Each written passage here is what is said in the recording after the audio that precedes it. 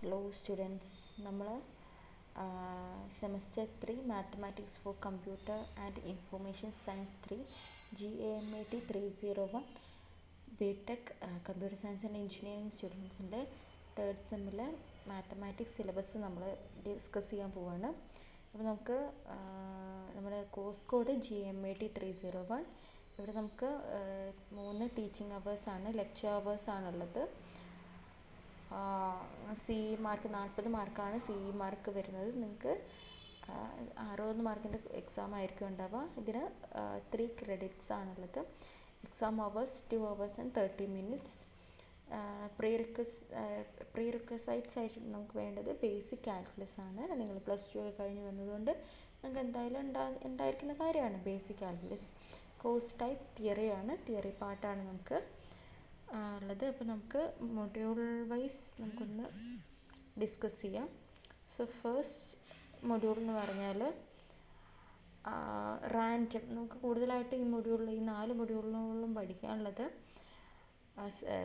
പ്രോബബിലിറ്റിയാണ്. പ്രോബബിലിറ്റിനെ കുറിച്ചാണ് നമുക്ക് പഠിക്കാനുള്ളത്. സോ ഫസ്റ്റ് മൊഡ്യൂളിൽ വരുന്ന കാര്യങ്ങൾ 9 hours മൊഡ്യൂളാണ്. Random variables, discrete random variables and their probability distributions, cumulative distribution function, expectation, mean and variance, binomial probability distribution, Poisson probability distribution, Poisson distribution as a limit of the binomial distribution, joint PMF of 2 discrete random variables, marginal PMF, independent random variables, expected values of a function of 2 discrete variables. ഇങ്ങനെ ഉള്ള ടോപ്പിക്സാണ്. കുറേയധികം topics വരുന്നുണ്ട്. പക്ഷേ 9 മണിക്കൂറിൻ്റെയാണ്. അപ്പോൾ നമുക്ക്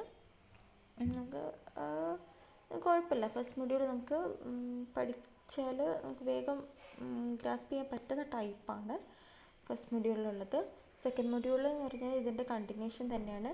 first മൊഡ്യൂളിൽ discrete random variables ആണ്. Second മൊഡ്യൂളിൽ കണ്ടിന്യൂസ് റാൻഡം വേരിയബിൾസിനെ കുറിച്ചാണ് പഠിക്കാനുള്ളത്. അവിടെ സെയിം ടോപ്പിക്സ് തന്നെയായിരിക്കും.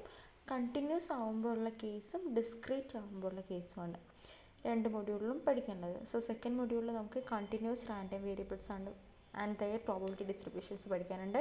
ക്യുമുലേറ്റീവ് ഡിസ്ട്രിബ്യൂഷൻ ഫംഗ്ഷൻ നമുക്ക് നോക്കിയാൽ ഫസ്റ്റ് മൊഡ്യൂളിലും ഉണ്ട് ക്യുമുലേറ്റീവ് ഡിസ്ട്രിബ്യൂഷൻ ഫംഗ്ഷൻ, സെക്കൻഡ് മൊഡ്യൂളിലും ഉണ്ട്. അതേപോലെ തന്നെ എക്സ്പെക്റ്റേഷൻ, മീൻ, വേരിയൻസ് ഒക്കെ 2 മൊഡ്യൂളിലും പഠിക്കാനുണ്ട്. അപ്പോൾ നമുക്ക് ഡിസ്ക്രീറ്റിൻ്റെ കേസിൽ എങ്ങനെയായിരിക്കും മീൻ, വേരിയൻസ്, എക്സ്പെക്റ്റേഷൻ വരുന്നത്, അതേപോലെ തന്നെ കണ്ടിന്യൂസിൻ്റെ കേസിലും അത് എങ്ങനെയായിരിക്കും പഠിക്കേണ്ടത്. രണ്ടും സെയിം ടോപ്പിക്സ് ആണ്, ബട്ട് ഡിഫറെൻറ്റ് രീതിയിൽ, അതായത് ഡിസ്ക്രീറ്റിൽ എങ്ങനെ, കണ്ടിന്യൂസിൽ എങ്ങനെ, ആ ഡിഫറൻസാണ് പഠിക്കേണ്ടത്.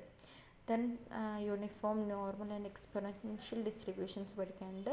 Joint PDF of 2 continuous random variables, marginal PDF, independent random variables, expectation values of a function of 2 continuous variables. ഇത്രയും കാര്യങ്ങളാണ് സെക്കൻഡ് മൊഡ്യൂളിൽ പഠിക്കേണ്ടത്. തേർഡ് മൊഡ്യൂളിൽ തേർഡ് മൊഡ്യൂൾ കുറച്ചും കൂടി ഒരു ഡിഫറെൻ്റ് ആയിട്ടുള്ള ഒരു ടോപ്പിക്സാണ്. ലിമിറ്റ് തിയറംസ് ആണ്. കുറച്ച് തിയറംസ് വരുന്നുണ്ട്. അത് തിയറംസ് ഒക്കെ നിങ്ങൾ പഠിക്കാനുണ്ട്. Markov's inequality, Chebyshev's inequality, strong law of large numbers. ഇതിനൊന്നും നിങ്ങൾക്ക് പ്രൂഫില്ല. എല്ലാത്തിൻ്റെ ഡെഫിനിഷൻസും തിയറംസ് മാത്രമാണ് പഠിക്കേണ്ടത്. ഒന്നിനും പ്രൂഫില്ല.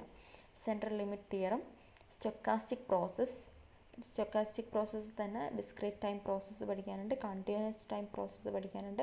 കൗണ്ടിങ് പ്രോസസ്സ് പഠിക്കാനുണ്ട്. Poisson process, inter arrival times.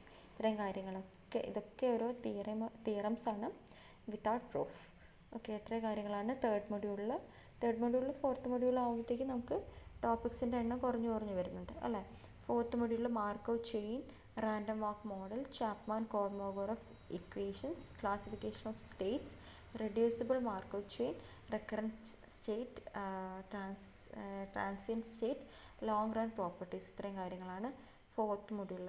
നമുക്ക് ഈ വലിയ പേരുകൾ കേട്ടിട്ട് നിങ്ങൾ പേടിക്കൊന്നും വേണ്ട. ഇതൊക്കെ സിമ്പിൾ ആയിട്ടുള്ള കാര്യങ്ങളാണ് ഫോർത്ത് മൊഡ്യൂളിലൊക്കെ. പിന്നെ പറയാനുള്ളത് CE മാർക്ക് എങ്ങനെയായിരിക്കും എന്നുള്ളത്. നിങ്ങൾക്ക് 5 മാർക്ക് അറ്റൻഡൻസിനുണ്ട്. അസൈൻമെൻറ്റിന് 15 മാർക്കുണ്ട്.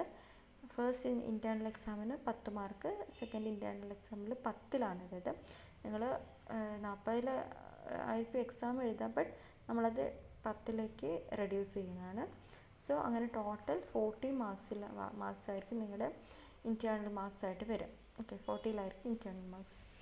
പിന്നെ നിങ്ങളുടെ എൻഡ് സെമസ്റ്റർ എക്സാമിനേഷൻ മാർക്ക് എന്ന് പറഞ്ഞാൽ 60 മാർക്സിലായിരിക്കും ഉണ്ടാവുക. 2 ക്വസ്റ്റ്യൻസ് നിങ്ങൾക്ക് 9 മാർക്കിൻ്റെ ക്വസ്റ്റ്യൻസ് ഉണ്ടാവും, 3 മാർക്കിൻ്റെ ക്വസ്റ്റ്യൻസ് ഉണ്ടാവും, പിന്നെ 7 മാർക്കിൻ്റെ ക്വസ്റ്റ്യൻസ് ഉണ്ടാവും. ഓക്കെ,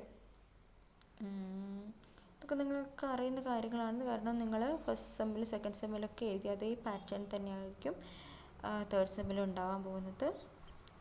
പിന്നെ ഇവിടെ നമ്മുടെ COPO MACPM ഒക്കെ കൊടുത്തിട്ടുണ്ട്. നമുക്ക് ടൈറ്റിൽ ഓഫ് ബുക്സ്, ഏതൊക്കെ ബുക്സ് നിന്നാണ് റെഫർ ചെയ്തതെന്നുള്ള കാര്യങ്ങളൊക്കെ ഇവിടെ കൊടുത്തിട്ടുണ്ട്.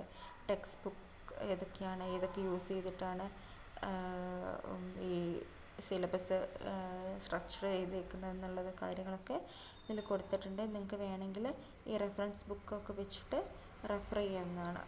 ഓക്കെ, ഇത്രയാണ് സിലബസ്.